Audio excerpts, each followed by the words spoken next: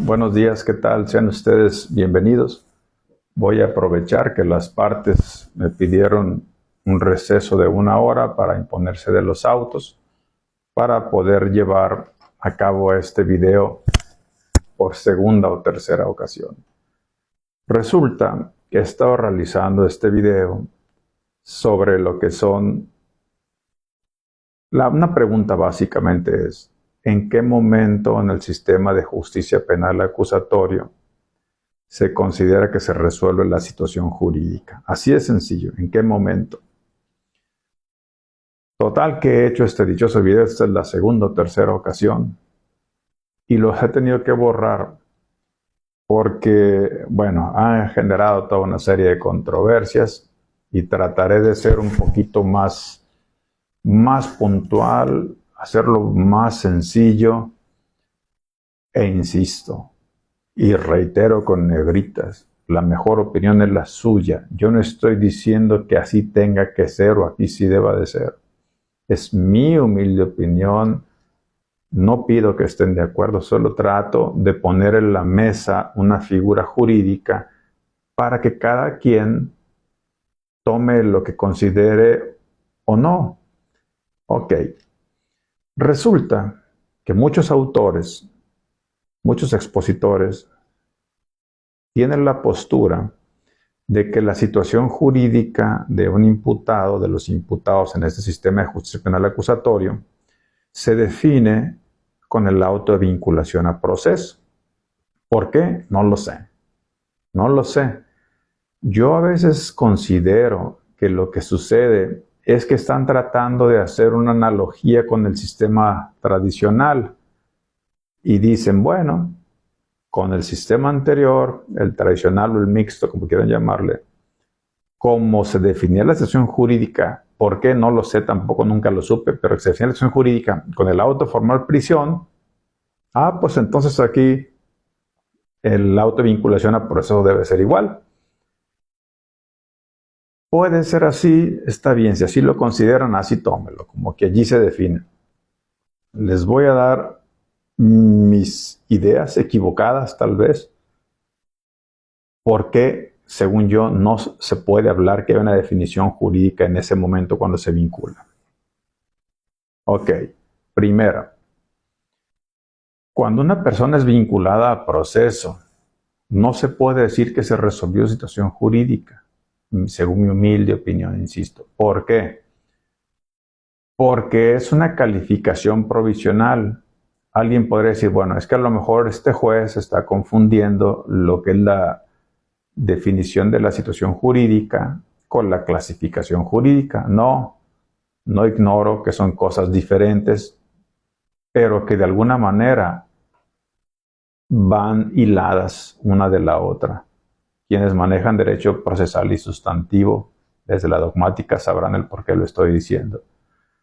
Miren, cuando una persona se le vincula a proceso y, por ejemplo, en ese mismo momento hay un acuerdo reparatorio que también puede llevarse desde la formulación de imputación, si caben los requisitos para que se vea un acuerdo reparatorio, no ocupa llegar hasta la vinculación.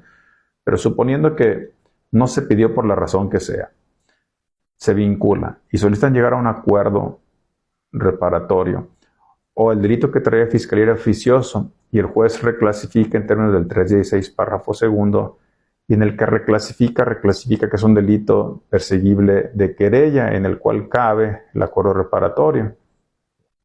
Si en ese momento hacen un acuerdo reparatorio de cumplimiento inmediato y renuncian al plazo de interposición de recurso, causa ejecutoria, asunto archivado y concluido, pues sí, ya se resolvió la situación jurídica del imputado y se acabó.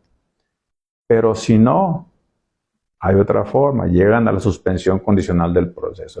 Se reúnen los requisitos del 192 en sus 3 fracciones, pasa el tiempo, cumplen las condiciones del 195, se extingue la acción penal y ya se resolvió la situación jurídica del imputado. Pero si no, todavía sigue en términos del 211, fracción primera, segunda hipótesis, la investigación complementaria, en la cual el agente del Ministerio Público y la defensa podrán hacerse llegar más datos, elementos y actos de investigación, y al momento de llegar a la primera fase de la audiencia, de la fase intermedia, como lo es la fase por escrito, allí puede variar la clasificación jurídica. Y va a decir, bueno, ¿y qué tiene que ver la clasificación jurídica con la definición de la situación jurídica? Que tú como abogado no puedes armar una buena estrategia, una buena teoría del caso, si no sabes qué clasificación jurídica es la que estás enfrentando para poder armar todo el entramado fáctico, jurídico y probatorio.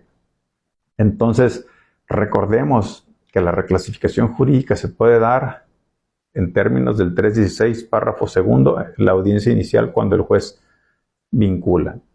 Puede darse también cuando el agente del Ministerio Público presenta su acusación en la fase escrita. Se puede dar al principio de la audiencia de juicio y se puede dar, si mal no recuerdo, en el 398 del Código Nacional, también una vez terminado el debate. Entonces, ¿cómo se va a resolver la situación jurídica de una persona con el auto de vinculación? Tal vez yo podría aceptar decir que se resuelve ahí, pero le diría que se resuelve la situación jurídica del imputado de manera provisional. Provisional, nada más. Entonces, ¿pero qué pasa si esta persona llega a la audiencia inicial y el buen abogado combate y presenta pruebas desde el auto en donde se da apertura para lo que es la calificación de la detención y de ahí logra que se califique de ilegal la detención? Sale su cliente y el Ministerio Público ya no vuelve a pedir audiencia y prescribe la causa. Pues ya se le definió la situación jurídica y no tuvo que llegar a la vinculación.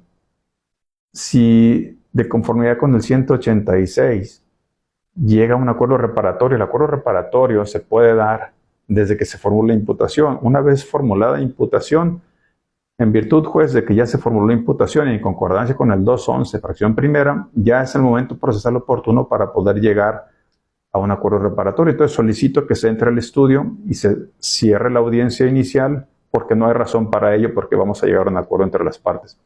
Bueno, en ese momento se le resuelve la situación jurídica sin tener que llegar a vinculación. Entonces decir que para que se le resuelva a una persona la situación jurídica tiene que ser vinculado, yo quiero decir, no, por lo menos que es una imprecisión. Ya no quiero meterme que si es error de apreciación, de dogmática, de derecho procesal, pero no, porque hay otras formas en las que se le puede definir antes o después y no es el momento en el cual se le pueda llamar que hay una decisión en la cual se le defina su situación jurídica. Insisto, es mi humilde opinión. Yo solo soy un aprendiz del derecho. Me falta muchísimo por aprender. La mejor decisión es la suya. Pero se los dejo nada más para que mediten, para que reflexionen sobre estas palabras y se pregunten a ustedes mismos. A ver, entonces, ¿por qué se define la situación jurídica? ¿Por qué los autores o muchos autores dicen eso? Ustedes saben que la mayoría de los países sudamericanos, por ejemplo, no entienden por qué dicen que se define la situación jurídica y la vinculación, porque el auto de vinculación es un invento mexicano. En el sistema acusatorio sudamericano, por ejemplo, no existe el auto de vinculación a proceso. O sea, México inventó, entre comillas, inventó el auto de vinculación a proceso. Entonces, no podemos saber que ahí se define porque diríamos que en todo el sistema acusatorio sudamericano, por ejemplo, como no hay auto de vinculación jurídica, entonces ¿en qué momento se define allá? Me explico. Será motivo de otro video, si a alguien le interesa que me meta un poquito más a fondo, el por qué se creó la figura del auto de vinculación a proceso, con lo cual muchos están de acuerdo y otros no. Pero hay muchos que ni siquiera entienden que en la mayoría de los países que tienen sistema acusatorio no existe el auto de vinculación a proceso. Esto es así nada más para darle un entre el por qué. Estados como Nuevo León y Oaxaca, que empezaron a hacer sus pininos, sus principios del sistema acusatorio antes de la reforma de 2008, ellos ya estaban de alguna manera implementando en ciertos delitos, en ciertas regiones, una especie de sistema acusatorio, pero como no había reforma constitucional y no podían hacerlo, ajustaban sus actos procesales de acuerdo a la Constitución vigente en aquel entonces, antes de la reforma. Entonces, cuando se dio la transición, había muchos asuntos que estaban con auto formal prisión y luego se fue a vinculación, y acuérdense los transitorios que vinieron entre que si se estaba alguien que ya estaba siendo procesado con el sistema anterior o con el sistema nuevo. Entonces, para darle un poquito más de razonabilidad, y como era lo que estaba acostumbrado el sistema jurídico penal mexicano, acuérdense que había 4 autos: el auto formal prisión, el auto de libertad por falta de elementos para procesar, el auto de sujeción a proceso y el auto de no sujeción a proceso.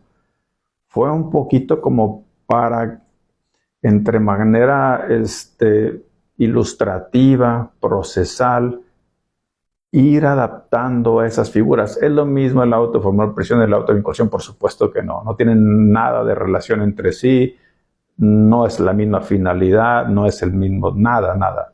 Pero de alguna manera, al principio muchos quisieron darle cierta similitud, la cual no la tiene. Pero insisto, yo no quiero decir en qué momento se define la situación jurídica de un imputado. Eso defínanlo ustedes en base a su experiencia, en base a sus conocimientos, en base a su práctica. Yo solo se los dejo sobre la mesa para que si a alguien le interesa reflexione sobre ello. Agradezco su presencia y espero no tener que hacer otro video en el cual, por razones ajenas a mi persona, tenga que dar un video más light. Que tengan buenas tardes.